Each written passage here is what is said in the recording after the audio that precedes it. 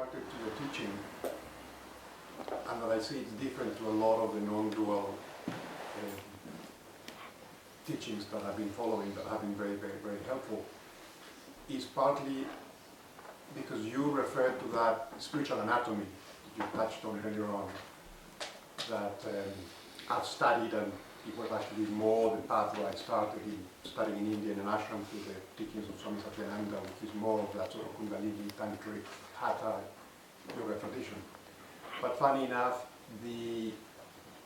that path didn't quite give me the full tools to truly know who I am, because it, or at least that's how I lived it, it seemed to never go deep enough into questioning who I am, so that you do all these practices, but there's a sense of you are doing the practices, this person that you believe yourself to be. And so it seemed like those practices can become endless also in terms of Kundalini and chakra energy observation and the all the series of kriyas and pranayamas and all that. So, through mostly being with Helen and life just brought me to the non-dual teachings, which have been instrumental in really questioning this identity of these all false identities and truly finding out who is this I. But I think those two, that again, that's why I find your approach very attractive to me right now, because it seems like in the non-dual traditional teaching, as profound and crucial and fundamental as they are in that inquiry and that really finding out who you are, there is all this other area of the body and the energetics of this spiritual anatomy that are completely left behind. They're not even touched upon, or they're almost they're almost avoided. And I find that then something is missing. There's a certain sort of like. So I wanted you to address that a little bit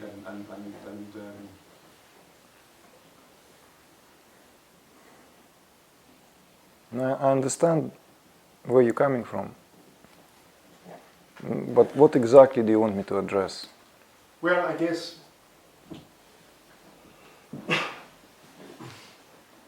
that it is fundamental also to work on these two, so to speak, aspects. That it's okay to realize that you're not the body, but there is, as you say, the spiritual anatomy and the reality, energetic, physical and subtle reality to this energy that we have. Yes. That it's different in a way, or it might be a manifestation of the pure awareness that we truly are, but like, dealing with the elements and the colors and the vibrations of each of the chakras and this light body that is the essence of what we are. But I find I've been sort of ignoring that for the sake of sticking more to the pure inquiry as to who I am. But I feel that it's almost like it doesn't quite give me the full picture, and that's I say what I've been attracted to your approach, because though you are in these non-dual circles also, you bring that tantric approach that I think is crucial to be able to create that balance or a whole, because I find that, I don't know, that you even recently wrote about Adyashanti and his situation, that his health issues, and there was a lot of controversy about that, partly because you're touching on something that I think it's part of the problem of not addressing that other part of our being. So you're putting me on the spot. Sorry, it just No. arising. It's good.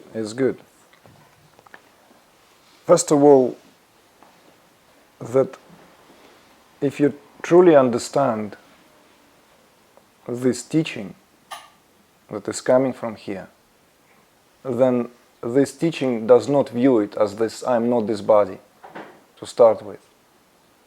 So all this thing of neti-neti is irrelevant from the platform of teaching that I come from. It's a waste of time, in fact.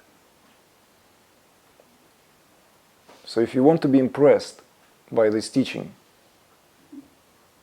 there is nothing to separate here. This teaching is that what is asking these questions is simultaneously both pure awareness and the body through which it speaks. And you can never, ever separate them, no matter how much you try. So this is where the first tenet, if you will. In other words, you are already pure awareness, even as this physical form. In this physical form, you are Shiva, but simply in a state of forgetfulness. It's a radically different approach and a radically different understanding. Radically different understanding. So instead of seeing the body as this and that, the body is seen not only as an integral part, but actually as the dwelling of these energies which comprises the entire creation. This is the way this teaching will unfold. In a way, that is the theme of the retreat, if you will. These 2 retreats that I gave in California, I'm talking now I'm speaking of it in the past stance. In April and the coming one, end of this month, literally they address two unique, complementary and indispensable approaches that came from Indian subcontinent. One as realization of the ultimate as the self, or Brahman, or Shiva. And the other as working with those impulses that are issued from the source, as the very energies out of which this creation is being woven. And these 2 approaches were always complementary.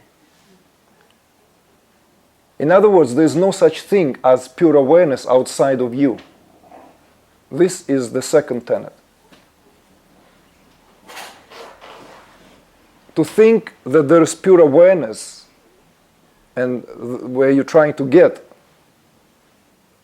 or trying to reveal, right? Or that the body is simply an appearance in awareness. Yes. That's what a lot of the non-dualists Yes.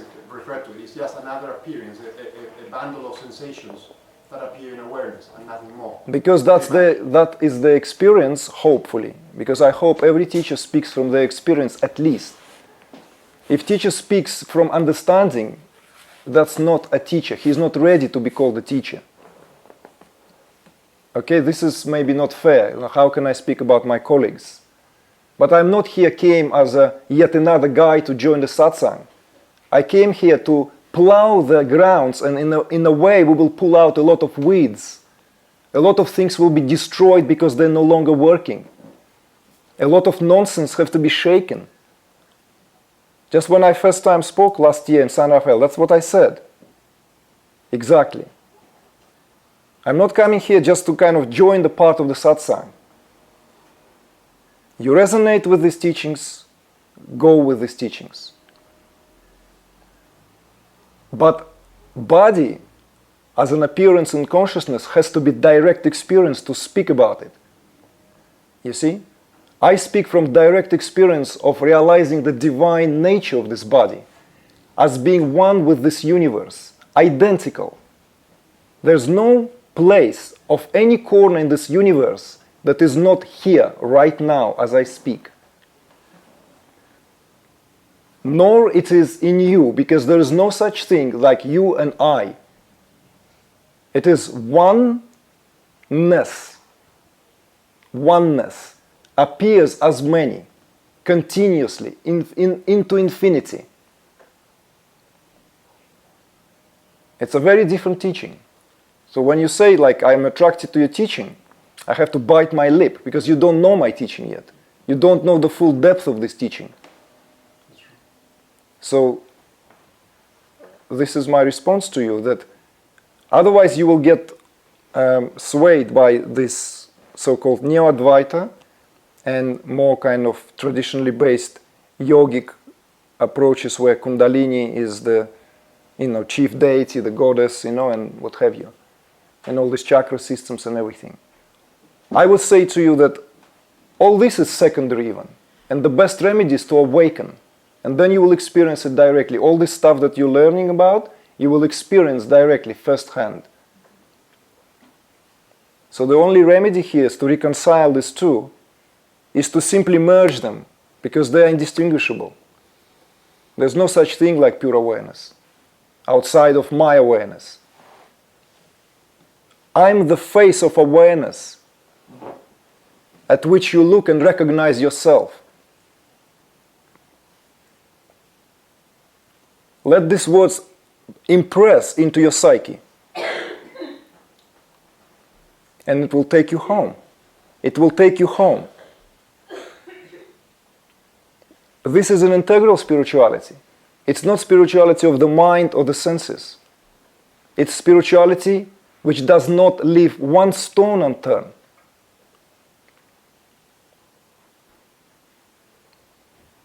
It includes absolutely everything and excludes nothing. It's not my teaching. This teaching is the only teaching out there that have ever existed. Because this teaching is older than time.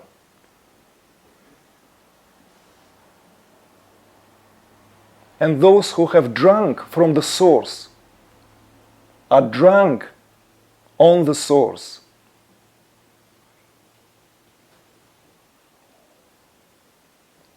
Tantra, whatever. Tomorrow I'll decide I'm a Sufi teacher. Will you no longer be resonant? There is a leaflet, I'm going to be teaching Christ teaching in Dallas. Because people ask me, why don't you go and give interpretation to the teaching of Christ? To me it makes no difference whatsoever.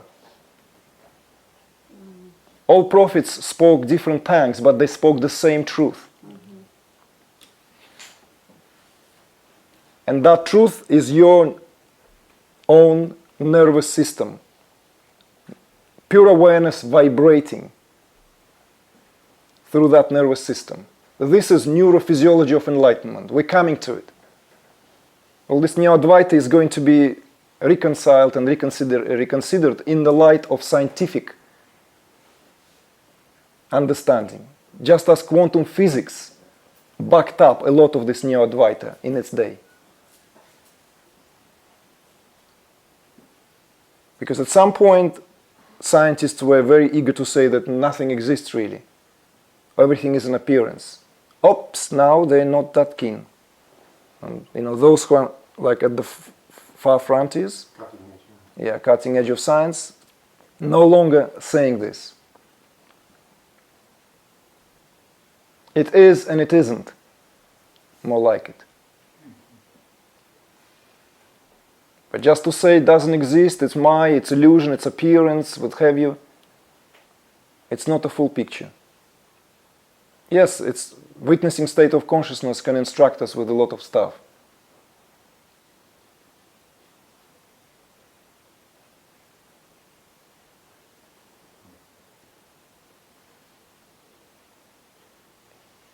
And there is more to it, of course.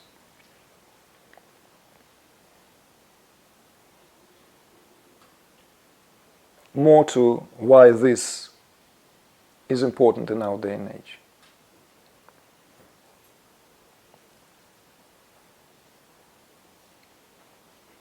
Can you expand on that? Because spirituality has to also be an integral, which means it has to be in response to the necessity of time, always. It cannot be just an exercise of a philosopher in his study. This is why yoga was misinterpreted for hundreds of years by those essentially who colonized that country, And the colonization of India was also colonization of India's greatest heritage. So if I'll tell you now that a lot of this non-duality is the echo or the result of the colonization of the great integral systems, then take my words and you will find a resonance by beings who by far greater than myself, in a sense of how they being able to relate this truth.